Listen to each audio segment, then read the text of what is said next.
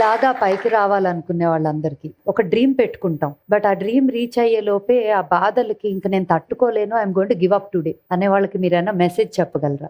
ఒక నున్నటి ధ్వజస్తంభం ఉందండి. చాలా కప్పలు వాటిని మీద ఎగబాకాలని చూస్తున్నాయి. అక్కడ ఏం జరుగుతుందిరా అని అడిగాడు. కప్పలన్నీ స్తంభం ఎక్కుతున్నాయి, నున్నగా ఉన్న స్తంభం, పైగా దాని మీద ఆయిల్ పూసారంట, అవి ఎక్కుతున్నాయి. పిచ్చి మొహాలు అవి ఎక్కడ 2 అడుగులు వేయగానే జారి పడతాయి చూడు అనగానే అవి విన్న కప్పలు కొన్ని అలా ఎక్కి నిజంగా పడిపోయింది. ఒక కప్ప మాత్రం ఏమి పట్టించుకోకుండా అకుంఠిత దీక్షతోటి చక్క చక్క చక్క చక్క చక్క పైదాకా వెళ్ళిపోయి బెక్కబెక్కమని కూసింది. వీళ్ళందరూ ఆశ్చర్యపోయారు. కప్ప ఎలా ఎక్కిందంటే ఆ కప్పకి చెవుడు. అలాగా చెవిటి కప్పల్లాగా తమ ధ్యేయం వైపు వెళ్ళే ప్రతి ఒక్కళ్ళు సక్సెస్ఫుల్ పర్సన్స్ అవుతారు.